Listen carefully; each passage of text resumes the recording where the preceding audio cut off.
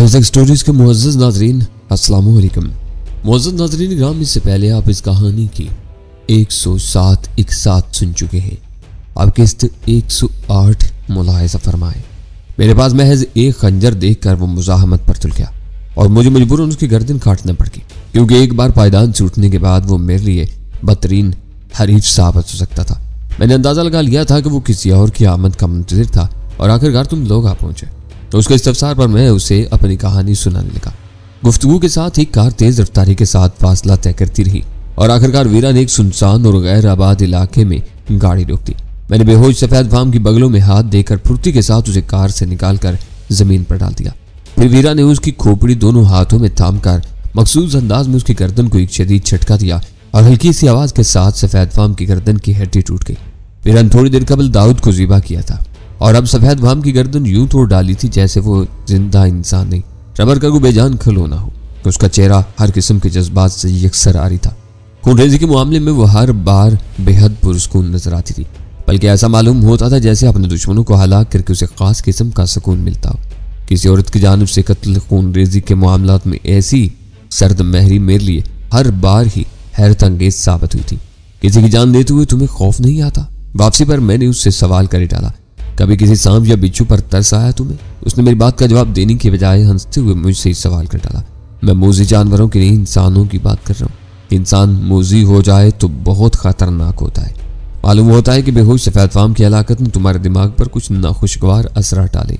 वो चुपते हुए लेजम बोली कि उसे तो मरना ही था, क्योंकि वो कई बातों का चश्मदीद गवाह था। सदमा तुम्हारे अंदाज पर हुआ है। बेहोश दुश्मन को इस कदर सुकून और बेरहमी से मारना शायद किसी नॉर्मल इंसान के बस की बात नहीं। मुझे फख्र है कि मैं ऐसे मामलात में अब नॉर्मल हूँ। उसकी जगह कोई बेगुनाह होता तो शायद मेरा ज़मीर उसे थप्पड़ भी लगाने की इजाज़त न देता। तुम्हारी निगाहों में गुनाह क्या था उसका? मैंने तंज़िया लहजे में सवाल किया। उसने गर्दन घुमाकर मुलामत हमें नज़रों से मेरी तरफ देखा, फिर अपनी तवज्जो दोबारा सड़क पर मरकूज करते उदास लहजे में बोली, मुझे दुख है कि मेरे साथ इतने दिन गुजारने के बाद भी तुम मेरे मिजाज को न समझ सके। मेरा हाथ उन्हीं पर उठता है जिनके अमाल नामे स्याह होते हैं, और ऐसे बदकिरदारों को मार कर मुझे मलाल नहीं होता। उसकी असलियत समझने के लिए उसका यही एतराफ़ काफ़ी था कि उसका ताल्लुक ग्रुप 9 से है। इस ग्रुप में सिर्फ वही पेशावर कातिल शामिल किए जाते हैं जिनका पुलिस के पास कोई रिकॉर्ड न हो, और दूसरी लाजमी एहलियत यह है कि न सिर्फ मुजर्रद हूँ बल्कि किसी औरत की ज़ात में दिलचस्पी भी न लेती हूँ। यह तरहकीक़त सफाक और भूखे भेड़ियों का कौल है जिसे कुव्वत के बेलगाम इजहार के लिए परवरिश दिया गया है। इससे बहस करने के लिए मेरे पास मवाद की कमी नहीं थी। यह इंसानी मिजाज है कि कोई आदमी कितना ही बुरा और बदकिरदार क्यों ना हो, उसे हलाक करके खुशी कभी नहीं होती, बल्कि कातिल भी ये सोचने पर मजबूर होता है कि अगर फलाम बात ना हुई होती तो उस अफसोसनाक सानिया आराम से टल जाता। किसी को हलाक करना और उसका मौत का सजावार होना या ना होना एक अलग बात थी, और कातिल का अपने फेल पर नादिम होना या उसको अंग्रेजी से माजूज होना एक दूसरी बात थी। वीरा के बारे में मेरा एतराज़ दूसरे पहलू से ताल्लुक रखता था, लेकिन जवाब ने उसने बिल्कुल ही मुख्तलिफ दलील इख्तियार की थी, मगर मैंने बदमज़गी से बचने के लिए खामोश रहना ही मुनासिब समझा। ये दोनों तो जहन्नुम वासिल हो गए, अब आइज़ैक और मिस ऐश बर्न का क्या बनेगा? कुछ देर की बोझल खामोशी के बाद मैंने सकूत तोड़ते हुए सवाल किया, किसी के मुकद्दर को तब्दील करना इंसानी इख्तियार से बाहर है। मैं खुद उन दोनों के बारे में फिक्रमंद हूँ, लेकिन अब इंतज़ार और उनकी सलामती की दुआ के अलावा कुछ नहीं किया जा सकता। ऐसा तो नहीं कि तुम्हारे चक्कर में यहाँ दाऊद को मुतलिकुल अनान बना दिया क्या हो? वो बहरहाल किसी न किसी को जवाब दे रहा होगा। क्या उससे मालूमात हासिल करने के लिए रजू नहीं किया जा सकता? मिस्टर एक्स तंजीम का एक आम और आर्जी लक़ब है। यह नाम जिसे दे दिया जाए वो उस खताब की वापसी तक मुतलिकुल इनान ही होता है, और दूसरे बड़े उससे दूर ही रहते हैं।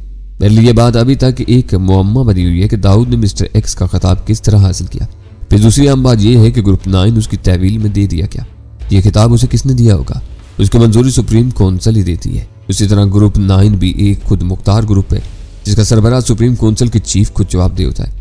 यानी उसने सुप्रीम कौंसिल को तुम्हारे खिलाफ अपना हम नवा बना लिया था। इसी सिलसिले में वो नाकाम रहा। उसने तल्ख लहजे में कहा, उसे मेरे खिलाफ खुली छूट मिल गई होती तो होस्टेस क्लब में टकराने वाला सफेद फाम मेरे साथ नरमी से हरगिज़ पेश न आता। फिर उसे ये सब मराद किस खुशी में दी गई? मैंने हैरत से सवाल किया। बड़े भोले हो, वतनजिया अंदाज में हंसी। ये सब तुम्हारी वजह से हुआ है। जब तक तुम रपोश रहे यही समझा जाता रहा कि तुम भी लाइट्स काटेज में हलाक हो गए हो, लेकिन तुम्हारे जिंदा होने की शवाहिद पेश करके दाऊद ने शी के सरबराहों को ये यकीन दिला दिया होगा कि पाकिस्तान में शी के कारोबार और अहम ठिकानों की तबाही के जिम्मेदार तुम हो। इस बारे में तुम्हारे जराइम की फहरिस्त खासी तवील है। कत्ल और गारतगिरी के अलावा कराची के जीवा हाउस से लायर्स कार्टेज की तबाही तक बतेरे नाकाबिले मुआफी जराए में। उसी वजह से लंदन में तुम्हारी मौजूदगी को शी के मुफादात के लिए बदतरीन खतरा तस्वुर किया जा रहा है। हालांकि बेहतर कार्रवाइयों में तुम मेरी शरीक रही हो। मेरी वफादारियों पर सिर्फ शुबा किया जा रहा है, खुलेआम न सही लेकिन शी के अंदरूनी हलकों में अमूमन मुझे जिमी लाइट की बेटी समझा जाता है। लिहाजा मेरे खिलाफ सिर्फ शुबहात की बिना पर कोई कदम उठाना नामुमकिन है। ये कहते हुए उसने संजीदगी के साथ अचानक ही मौजू बदल दिया। जरा पीछे देखो, आखिरी चौराहे से ये दोनों गाड़ियां मुसलसल हमारा ताक़ुब कर रही हैं। रफ्तार कम करके उन्हें आगे निकलना का मौका तो हो सकता है कि तुम्हें वहम हो रहा हो। मैंने गर्दन घुमाकर पीछे आने वाले ट्रैफिक का जायजा लेते हुए कहा, मैं काफी देर से कोशिश कर रही हूँ लेकिन मेरे साथ वो भी रफ्तार पकड़ लेते हैं और कम कर देते हैं। ये देखो। ये कहते हुए वीरा ने अपनी कार की रफ्तार धीमी कर दी। उसी के साथ पीछे वाली दोनों गाड़ियों की रफ्तार भी कम हो गई। उनके पीछे आने वाले ट्रैफिक रास्ता काट कर दाएं तरफ से गुजरने वाली तेज रफ्तार कतार में शामिल होने लगा। ये कौन लोग हो सकते हैं? मैंने वो तमाशा देखते हुए तशवीश से लहजे में कहा। ग्रुप 9।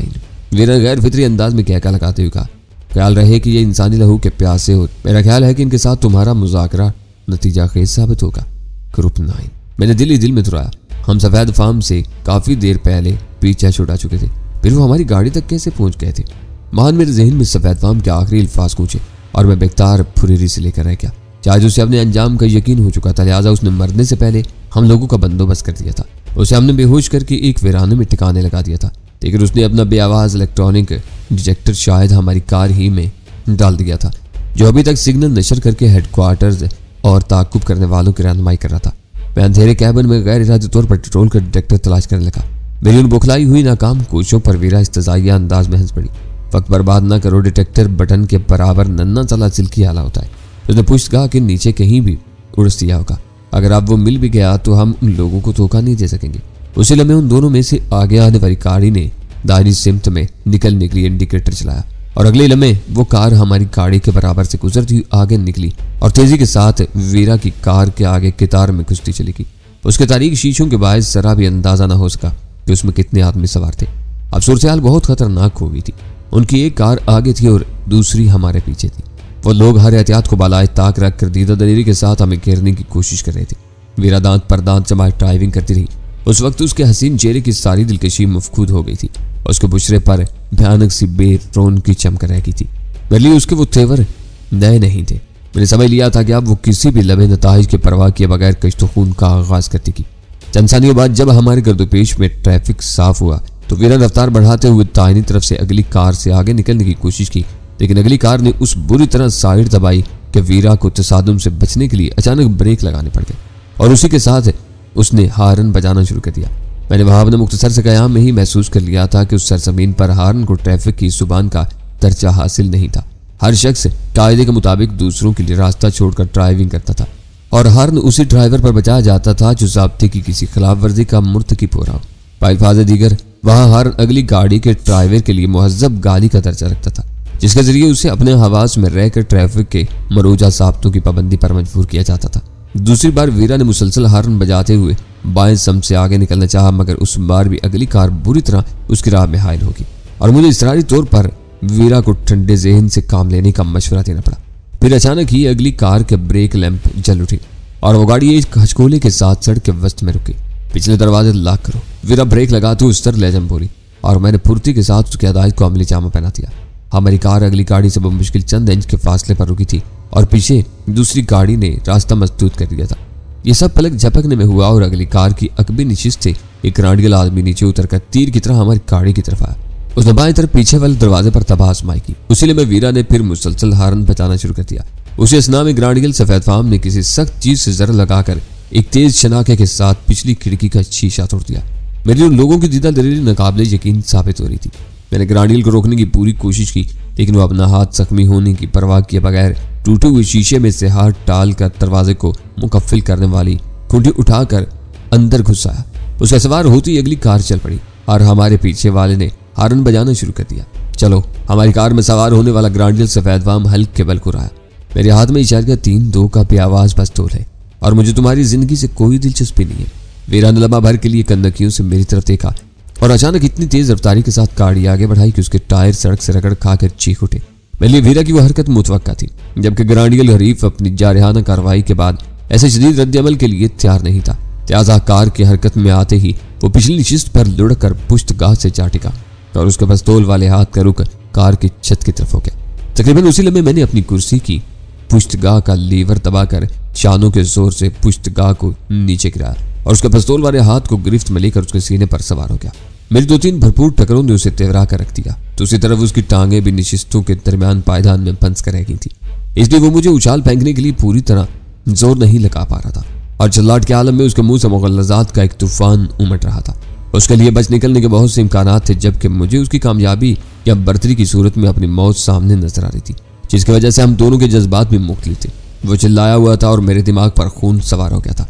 अपनी वहशियाना टकरों से उसका चेहरा लहूलुहान करते हुए मेरे बाएं हाथ में खिड़की के शीशे का टूटा हुआ एक लंबा सा टुकड़ा आ गया और मैंने अपना हाथ और उंगलियों के जख्मी होने की परवाह किए बगैर वो शीशा मजबूती से गिरफ्त में लेकर पै दर पै उसके चेहरे और गर्दन पर कई वार कर डाले। मेरे तेवरों ने उसके हुसान खता कर दिए। भयानक गुर्राटों और चीखों के दरमियान उसने शीशे की धार से बचने की बतेरी कोशिश की, लेकिन चेहरा बचाने के बावजूद वो जिस्म के दूसरे हिस्सों को महफूज न रख सका। जहां तक चेहरे का ताल्लुक था तो वो पहले ही वार में बुरी तरह उतर कर रह गया था। अचानक उसने पिस्तौल गिरा दिया। उस तरह मुझे अपना दाहिना हाथ भी इस्तेमाल करने का मौका मिल गया। अगर वो ग्रुप 9 का कोई खूंखार चाला था तो जान के खौफ ने उस वक्त मुझे भी लहू का प्यासा बना कर रख दिया था। मैंने दाहिने हाथ से उसका गिरबान पकड़कर एक बार फिर नुकीले और तेज तार शीशे का वार किया। इस बार शीशा उसकी दाहिनी आंख में पवस्त हो गया। यह जख्म खाकर उसके हल्क से भयानक चीख निकली थी।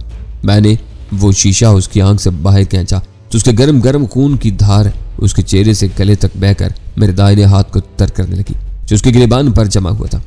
उस वक्त मुझ पर सही मानों में खून सवार हो गया था। मैंने अपना बायां हाथ फिजा में बुलंद किया और शीशे की धार पूरी कुव्वत से उसके दाहिने में हल्क तक उतार दी। उसका बदन मेरे नीचे बुरी तरह तड़पा था, मगर उसका जोर टूट चुका था। अपनी जाहिरियत को भूलकर अब वो अपने बका के लिए जान गुस्ल जद्दोजहद कर रहा था। मैंने शीशा उसके दाहिने में ही पवस्त छोड़कर अपना जख्मी हाथ की हथेली से शीशे के पिछले हिस्से पर एक सरब लगाकर उसके हल्क और दाहिने के जख्मों में और बढ़ावा कर दिया। मुझे अंदाजा हो गया था कि गहरे जख्म बहुत मौलिक थे और हर जख्म से बहने वाले खून की धारों ने उसके जिस्म से सारी कुव्वत निचोड़ ली थी। लिहाजा मैंने उस खेल को फिलफौर खत्म करने के लिए अपनी गिरफ्त कदरे कमजोर करके पायदान में से उसका बेआवाज पिस्तौल उठा लिया। दूसरी तरफ मेरे ग्राडियल हरीफ के हल्क में पवस्त शीशा भी उसके लिए साइलेंसर बना हुआ था, जो उसने कार की खिड़की का शीशा तोड़कर खुद ही फराम किया था और वो कोशिश के बावजूद शीशे के उस मजबूत टुकड़े को अपने हल्क से नहीं खींच सकता था। मैंने उसके पिस्तौल की नाल उसकी कनपट्टी से लगाकर ट्रैकर दबा दिया। खटके की आवाज के साथ गोली उसके भेजे में उतर गई और उसके आखिरी सांसों के साथ कार के कैबिन में बारूद की हल्की सी बू भर गई। इसे खत्म करके मैंने अकबी विंडशील्ड से पीछे निगाह डाली तो सड़क वीरान पड़ी हुई थी और शायद वीरा ने रास्ता भी तब्दील कर लिया था, जिसका मुझे एहसास ही न हो सका था। मैं अपने सर को झटकते हुए अपनी अगली नशिस्त पर वापस आया और पुश्तगाह सीधी की तो अंदाजा हुआ कि मेरी बाईं हथेली और उंगलियां शीशे की धारों से खासी बुरी तरह जख्मी हुई थी और उनसे खासी मिकदार में खून बह रहा था। जख्मी हुआ है या मर चुका है, वीरा के जज्बात से आ रही आवाज मेरे कानों से टकराई। जख्मी होकर मरा है, मैंने गहरा सांस लेकर कहा। कोई कपड़ा तो, मेरा बायां हाथ खासा जख्मी हुआ है। मेरे बैग में से रुमाल निकालो, अब हमें किसी भी लम्हे ये गाड़ी छोड़ना पड़ेगी। वो दोनों गाड़ियां कहाँ गई? मैंने उसके बैग में से रुमाल निकालकर अपने जख्मी हाथ पर लपेटते हुए हैरत से सवाल किया। पिछली कार वालों के लिए प्लास्टिक की वही एक गेंद काम आई थी, जिसकी मदद से एलन ब्रेज को बेहोश करके पकड़ा था। उनकी गाड़ी दाहिनी कतार में आने वाली एक तेज रफ्तार कार से टकरा गई थी। शायद दूसरी गाड़ी वाले भी गैस से मुतासर हो गए थे। वीरा बताने लगी। अगली कार आगे निकल गई थी। मैंने बाएं तरफ वाले पहले मोड़ पर अपनी गाड़ी घुमा ली थी। अब वो हमारी तलाश में होंगे। हमारी तलाश से पहले शायद वो कुछ देर के लिए दूसरी कार के हादसे में उलझे रहे। हमें जल्द अज जल्द इस गाड़ी से पीछा छुड़ाना चाहिए। एक डिटेक्टर तो पहले ही गाड़ी में मौजूद था, दूसरा इस लाश के साथ भी मौजूद होगा। इस कार को वो जल्द ही ढूंढ निकालेंगे। सामान समेटो, वो बोली। ये अच्छा हुआ कि एक और बेआवाज पिस्तौल हाथ आ गया। डैशबोर्ड के निचले खाने में 2 गेंदें और पड़ी होंगी, उन्हें जरा एहतियात से निकालना। कागजात वगैरह? मैंने वो खाना टटोलते हुए सवाल किया। पड़े रहने दो, इसमें मेरा कुछ भी नहीं है। गाड़ी को नुकसान पहुंचा तो उसके मालिक को इंश्योरेंस कंपनी से मुआवजा मिल जाएगा। वो बेपरवाह लेजम बोली। मगर तुम्हारी हालत बहुत अबतर हो रही है। पेशानी और हाथ जख्मी है, लिबास पर जा बजा खून के ताज़ा धब्बे भी नजर आ रहे हैं। किसी की नज़रों में आ गए तो दुश्वारियां खड़ी हो जाएंगी। ये बताओ कि इरादा कहाँ का है?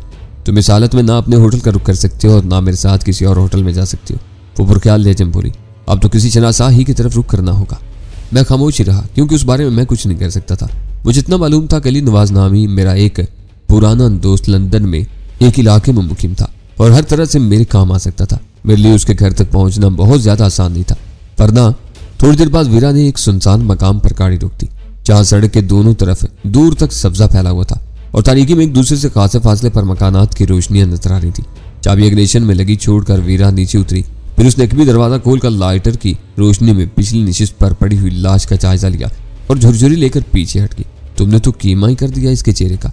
वो बाएं तरफ के सरसब्ज सलवान पर चढ़ते हुए बोली, अब बताओ कि इसकी जान लेते हुए खौफ नहीं आया तुम्हें? मैं अपने वजूद की गहराइयों में लर्ज कर रह गया था। मैंने मसले है झूठ बोलते हुए कहा, लेकिन उसके सिवा कोई रास्ता नहीं था। इसे न मारता तो मैं मारा जाता। फिर वो भी ग्रुप 9 का हरकारा था। इन लोगों के भयानक रूप से तुमने मुझे पहले ही आगाह कर दिया था, इसलिए मैं उसके साथ कोई रियायत न कर सका। ये रात बिशी के लिए यादगार रहेगी। वो तल्ख लहजे बोली, लाशों की ये बरसात नीचे से ऊपर तक सबको बौखला कर रखती की और इस खूनरेजी का सारा क्रेडिट तुम्हारे नाम जाएगा। मैं इस दलदल से जिस कदर निकलना चाह रहा हूँ उस कदर इसमें गर्क होता जा रहा हूँ। मैंने थके हुए लहजे में कहा, मैं तो यकसू होकर गजाला तक रसाई की उम्मीदें लेकर यहाँ आया था, लेकिन यहाँ भी मेरे लिए पाकिस्तान जैसे हालात पैदा होते जा रहे हैं। कुछ पता नहीं कि कब जेर कर लिया जाऊँ। इतनी मायूसी की जरूरत नहीं। वो मेरा शान थपथपा कर बोली, असल खतरा दाऊद की साथ से था और वह मौत के घाट उतार दिया गया है। मकामी लोगों के लिए तुम्हें शनाख्त करना इतना आसान साबित न होगा। अगर तुम अपनी जाहिरी वज़ागता में नुमाया तब्दीलियां कर लो तो अपने रंग रूप की वजह से एशियाई कम और अतालवी ज्यादा मालूम होगे। वो सब कुछ कर लूंगा, लेकिन गजाला का क्या किया जाए? उसे मैं कहाँ तलाश करूंगा? मैंने अपने वजूद में कर्ब की लहर महसूस करते हुए सवाल किया। अव्वल तो वो यहीं तुमको मिल जाएगी। वीरन रात के अंधेरे में उस कुदरती सब्जाजार पर पेशकदमी करते हुए कहा, किसी वजह से हालात साजगार न हो सके तो वो समझदार लड़की है, सीधी पाकिस्तान ही जाएगी। पाकिस्तान? मैंने गहरा सांस लेकर कहा, वहां अब उसके लिए क्या रह गया है? वहां तो उसे कोई तसल्ली भी न दे सकेगा। माँ बाप के बाद उसका रह कौन गया है? फिर तुम्हारी तंजीम भी उसके तलाश में है। यहाँ तो ये गनीमत है कि जोसेफ की वजह से पुलिस खजाला को भूलकर सोनिया की तलाश में भटक रही है। मुझे तुम्हारे इन तफक्कुरात का इल्म है। वो नासिहाना लहजे में बोली, जरूरी नहीं कि अगला दिन भी उसी कदर हौसला शिकन साबित हो। हमें आने वाले वक्त से बेहतर उम्मीदें वाबस्ता रखनी चाहिए। बेहतर उम्मीदें? मैं तल्ख अंदाज में हंस पड़ा और अपनी दस्तवाज के रोशन डायल का जायजा लेते बोला, इस वक्त रात का 1:30 बजाए और हमें कुछ इल्म नहीं कि रात का बाकी मांदा हिस्सा बसर करने के लिए हमें किस छत का साया मिलेगा या नहीं। इस वक्त रात का 1:30 बजाए और हमें कुछ इल्म नहीं कि रात का बाकी मांदा हिस्सा बसर करने के लिए हमें किसी छत का साया मिल सकेगा या हम पूरी रात ही खुले आसमान के नीचे भागते तोड़ते गुजार देंगे। तुम पर कनूतियत तारी हो रही है। तुम देखना कि थोड़ी देर में तुम्हारे लिए क्या आसाइशें मौजूद होगी। उलझन सिर्फ इतनी सी है कि मैं अपनी वजह से अपने किसी शरीफ दोस्त को इम्तिहान में नहीं डालना चाहती। लंदन के बेशतर हलकों में मैं एक खलंडरी अमीर सादी की हैसियत से मकबूल हूँ, इसलिए मुश्तबा अंदाज में किसी दरवाजे पर दस्तक देने से घबरा रही हूँ, मगर अब ये करना ही होगा। उसने मुझे बताया कि अगर हम दाहिनी तरफ का रास्ता इख्तियार करते तो जल्द ही एक ऐसी सड़क पर पहुंच सकते थे जहां से कुछ सवारी मिल सकती थी, जबकि हमारा इख्तियार करदा रास्ता ज्यादा तवील था। उसे अंदेशा था कि ग्रुप 9 के मौत के हरकारे अगर जल्द ही गाड़ी तक पहुंच गए तो सबसे पहले दाहिनी तरफ वाली सड़क का रुख करेंगे, जबकि बाएं समत का रास्ता तवील होने की वजह से महफूज था। ढलान की चढ़ाई खत्म होती दूसरी तरफ काफी फासले पर शहर की रोशनियां नजर आने लगी। उस तवील मुसाफत का जायजा लेकर मैंने थके हुए अंदाज में सिगरेट सुलगा ली।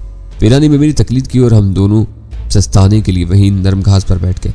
कितना सुकून है इस माहौल और खुली फिजा में। वीरा गहरा सांस लेकर घास पर दराज होते हुए बोली, इस फिजा में सुकून होता तो तुम्हारे होंठों से सिगरेट न लगी होती। मन तल्ख लहजे में कहा, और न खुले आसमान के नीचे फुटपाथों पर सोने वालों को हेरोइन की तलब महसूस होती। यूं सोचोगे तो बात ही कुछ और निकल आएगी। माहौल फिजा से तो बस सहारा मिलता है। असल सुख तो इंसान के अपने अंदर होता है। अंदर से मन दुखी हो तो उसे भुलाने के लिए नशा दरकार होता है। जिसके जितने ज्यादा दुख होते हैं उसके नशे की तलब भी उतनी शदीद और गहरी होती है। बेख्तियार मुझे अपनी हमसफर एमिक फ्रांसिस याद आ गई, जो कराची से मेरे साथ रवाना होकर रूम में उतरी थी। वो एक सादा सी मोहब्बत को तरसी हुई लड़की थी, जिसे दौलत के एक पुजारी ने अपनी जाहिरी चमक दमक से मरूब करके पहले अपनी मोहब्बत के जाल में गिरफ्तार किया और फिर हेरोइन या किसी और बेशकीमत नशे की एक खेप देकर बहाने से बैनुल अक़वामी सफर पर रवाना कर दिया था। उस चारे पर कई सौ मुसाफिर मौजूद थे, लेकिन वो न जाने क्यों मुझसे करीब हो गई और फिर उसने धीमे धीमे मुझे अपने सफर की कहानी भी सुना दी। उसके सफर के पस मंजर से वाकिफ होने के बाद मैंने उसे मुमकिन खतरात से आगाह करते हुए मोहतात रहने का मशवरा दिया था और यह भी कहा था कि अगर मेरे अंदेशे दुरुस्त साबित हो तो वो रूम में वक्त जाया किए बगैर लंदन पहुंचकर इंपीरियल होटल में कायम करे, जहां मैं खुद उससे रजू करूंगा। लेकिन लंदन आते ही पै दर पै ऐसे हालात का मैं शिकार हुआ था कि उसके बारे में सोच भी न सका था। लेकिन अब नशे का जिक्र आते ही मुझे उसका ख्याल आ गया था, जैसे उसका वजूद भी एक सरूर अंगेज नशा हो। मैं बदलियों में चुपते उबरते तारों पर नजर जमाए अपने मन को टटोलने लगा कि मैं भी अंदर से दुखी था, जो मुझे किसी नशे का ध्यान आ रहा था। वीरा ने ड्राइवर को किराए के साथ 1 पाउंड की टिप दी। तो उसका रवैया एकदम तब्दील हो गया, वरना वो शुरू ही से मुझे मुश्तबा नजरों से देखता आया था। तयशुदा प्रोग्राम के मुताबिक मैं नशे में बदमस्त होने की अदाकारी की थी और वीरा ने रास्ते ही में ड्राइवर को मेरे बारे में एक कहानी सुना डाली थी, जिसके मुताबिक मैं उसका बॉयफ्रेंड था और हेरोइन पीने के साथ ही जुआ खेलने का भी शौकीन था। और ऐसी एक महफिल में दोस्तों से लड़ पड़ा था। सब लोग नशे में बदमस्त थे, लिहाजा उस सड़भोंग में कई चवारी जख्मी भी हुए और आखिर मेजबान की बीवी का फोन मिलने पर उसे मुझ तक पहुंचना पड़ा। टैक्सी में सवार होते हुए वीरा ने ड्राइवर को ऑक्सफोर्ड एंड कैम्ब्रिज मेंशन का पता बताया था, लेकिन रास्ते में अपनी दर्द भरी दास्तान सुनाते हुए ये भी कह डाला था कैसे खस्ता हालत में वो मुझे ना अपने घर ले जा सकती थी ना मेरे घर छोड़ सकती थी। और ड्राइवर ने फौरन ही 6 गार्डन्स के इलाके में एक छोटे से होटल में शब बसरी का मशवरा दिया, जो वीरा ने फौरन ही कबूल किया और यूं हम टैक्सी में बराह रास्त एवान होटल के दरवाजे तक पहुंच गए। ड्राइवर ने इंजन बंद किए बगैर वीरा से किराया वसूल किया था, लेकिन टिप की रकम देखते ही वो इंजन बंद करके नीचे उतरा था और खिड़की में से सर अंदर डालकर मोदबाना अंदाज में बोला था, इस हालत में इस बेचारे का तमाशा बनाना मुनासिब नहीं, तुम दोनों यहीं बैठो, मैं कमरे का बंदोबस्त करके आता हूँ। बड़ी चालाकी से जेर किया तुमने उस मरदूत को। उसके चले जाने के बाद मैंने वीरा से कहा, माकूल टिप न देती तो हमें उतार कर सीधा करीबी फूसदी स्टेशन पहुंचकर हमारे बारे में इतला दर्ज करवा देता। लंदन के टैक्सी ड्राइवर बहुत गहरे और पुरस्कार होते हैं। किसी मुसाफिर से भारी टिप मिलने की उम्मीद हो तो ये लोग मालूमात और रहनुमाई का खजाना साबित होते हैं। अब तुम देख लेना कि वो तुम्हें सहारा देकर कमरे तक पहुंचाएगा, वरना पहले उसने इंजन बंद करना भी गवारा नहीं किया था। वो चंद सानियों बाद ही फुर्ती के साथ वापस बाहर आया और वीरा की समत की खिड़की के करीब झुककर मोतबाना लहजे में बोला था, डबल बेड प्राइवेट वाशरूम के साथ है मादाम, किराया सिर्फ 28 पाउंड है। वीरा ने बैग में से पर्स निकालकर 10-10 पाउंड के 3 नोट उसकी तरफ बढ़ा दिए और एक मरतबा फिर एवान होटल के शीशे के दरवाजे के पीछे गायब हो गया। होटल के किराए में उसका कमीशन भी शामिल होगा। मैंने आहिस्तगी के साथ सवाल किया, यह बहुत छोटी बात है, खुदा का शुक्र अदा करो कि किसी शनासा के सामने शर्मिंदा हुए बगैर इतनी रात गए महफूज ठिकाना मिल गया। यह लंदन का बदनाम तरीन होटलों का इलाका है। इन छोटे छोटे होटलों के हर कमरे में रोज कमोबेश कई मेहमान आते जाते हैं और कोई दूसरों में जरा भी दिलचस्पी नहीं लेता। दूसरी बार ड्राइवर नमदार हुआ तो खुश और मुतमिन नजर आ रहा था। उसने वीरा को अपनी ईमानदारी से मरूब करने के लिए आते ही अदब के साथ बचे हुए 2 पाउंड उसे वापस पेश किए, जो वीरा ने खंदा पेशानी से उसे बख्श दिए। यहाँ हीरोइन का नाम न लेना माताम, उसने राजदारान लहजे में कहा। इस तरह सारे ही होटल वाले अल्कोहल के अलावा दूसरे नशों से घबराते हैं। मैंने बताया कि तुम्हारा साथी एक तवाइफ की तशद्दुद परस्ती का शिकार हुआ है और घर जाने से पहले आराम करना चाहते हैं। बहुत बहुत शुक्रिया, तुम बहुत नर्म दिल और मेहरबान मालूम होते हो। वीरा ये कहते हुए टैक्सी से नीचे उतर गई। उसने दूसरी तरफ से आकर मुझे सहारा देकर टैक्सी से नीचे उतारा और मेरा एक बाजू अपने शाने पर गर्दन के पीछे से गुजार कर मेरा सारा वजन अपने कंधों पर ले लिया। वीरा ने मेरा दूसरा हाथ थामा और उन दोनों के साथ मैं कुशा कुशा होटल की तरफ हो लिया। अंदर मुख्तसर सी लाबी में कोई नहीं था। हम सीढ़ियां तय करके दोहरे बिस्तर वाले एक मुख्तसर से कमरे में पहुंच गए। मुझे बिस्तर पर लिटाने के बाद वीरा ने टैक्सी ड्राइवर को मजीद 5 पाउंड की टिप दे दी और वो उसका शुक्रिया अदा करने के बाद अपना नाम और वक्त जरूरत तलबी के लिए फोन नंबर बताकर वापस आने लगा। रजिस्टर के इंदराजात का क्या होगा? वीरा ने पूछा। ओहो, वो मुआजर खाना अंदाज में वापस मुड़ा। मैंने पूछा बगैर मिस्टर और मिसेज A.G. रोल्फ का नाम दर्ज करवा के खुद ही दस्तखत कर दिए थे। किराए की रसीद लड़की सुबह दे देगी। जहमत ना हो तो मुझे इस्त्री ला दो, मुझे शायद मिस्टर रोल्फ की यही कमीज धोकर इस्त्री से सुखाना पड़ेगी। वीरा ने कहा और वो सादत मंदी के साथ सर हिलाता हुआ बाहर चला गया। नीचे से बरकी इस्त्री उसने फौरन ही पहुंचा दी और वापस चला गया। हैरत है कि नीचे चिड़िया का बच्चा भी मौजूद नहीं था। वीरा के दरवाजे मुकफ्फिल करने के बाद मैंने धीमी आवाज में हैरत से दरियाफ्त किया, देखते जाओ ये मोहम्मद सुबही या लो का। मुस्कुराते हुए बोली, ऐसे घटिया होटलों में ड्राइवरों की मिली भगत होती है। हो सकता है कि उसने सिरे से किराया दिया ही ना हो और सुबह हमसे अदायगी का मुतालबा किया जाए। कोई सामने मौजूद होता तो ये बात अभी साफ हो सकती थी। मैंने उठकर आईने में अपना जायजा लिया तो चौंक पड़ा। उसूलिये में इतनी रात के वाकई कहीं और पनाह मिलना नामुमकिन था। बाल बिखरे हुए थे, पिछाने पर सूजन मौजूद थी, दोनों आस्तीनों समेत कमीज पर जा बजा खून के दाग लगे हुए थे और बायां हाथ तो खैर जख्मी ही था। वीरा ने सबसे पहले मेरी कमीज उतरवाकर वाश बेसन में पानी में बको दी और फिर मेरे बाएं हाथ पर बंधा हुआ खून आलूद रुमाल खोलकर जख्मों का जायजा लगी, जो खून की पिपड़ियां जम जाने के बायस बहुत गहरे नजर आ रहे थे। वीरा तशवीर के साथ उस रुमाल को पानी में तर करके होली होली मेरी हथेली और उंगलियां साफ की और उधड़ी हुई खाल का तफसीली मुआयना करने के बाद फर्स्ट एड का सामान लेने नीचे चली गई। उसकी वापसी कामयाबी के साथ हुई थी। दोबारा उसने स्पिरिट से जख्म साफ करना शुरू किया तो तकलीफ जब्त करने की कोशिश में मेरी आंखों में आंसू उमड़ आए। फिर वो कुरेद कर शीशे के जर्रे साफ करने लगी। कई जगह शीशे के लंबे लंबे और बारीक टुकड़े पवस थे। उन्हें निकाल कर वीरा ने मुशाकाना अंदाज में मरहम लगाकर मेरा पूरा बायां हाथ अच्छी तरह पट्टी में लपेट दिया और खून आलूद अशिया समेट कर बाथरूम में चली गई। वो एक पेशावर मुजरमा थी, बल्कि यह पेशा उसे अपने बाप से विरसे में मिला था। लिहाजा बहुत मोहतात थी। उसने तमाम खून आलूद टुकड़ों को स्पिरिट में भगोकर अच्छी तरह नजर आतिश किया और राख का मोड़ में पानी के तेज रेले में बहा दी और मेरी कमीज धोने में मसरूफ हो गई। मैं बाथरूम के दरवाजे पर खड़ा दिलचस्पी के साथ उसकी हरकत का जायजा ले रहा था। उस वक्त वो हकीकी मानों में एक खानादार औरत नजर आ रही थी। मैं सोचने लगा कि अगर उसे जिंदगी के किसी मोड़ पर कोई अच्छा साथी मिल जाता तो शायद वो अपनी तमाम मुजरमाना मसरूफियात को खैरबाद कहकर खुशी के साथ घरेलू जिंदगी इख्तियार कर चुकी होती। लेकिन उस खूबसूरत मगरबी औरत का अलमिया यह था कि या तो वो मर्दों को अपना खिलौना समझती रही या मर्द उसे खिलौना समझकर उसके वजूद से अपनी आसूदगियां निचोड़कर उसे खैरबाद कहते रहे। कमीज धोकर उसने बड़ी मेहनत के साथ बिस्तर के एक किनारे पर इस्त्री की मदद से खुश की और उसे संवार कर हैंगर में लटका दिया।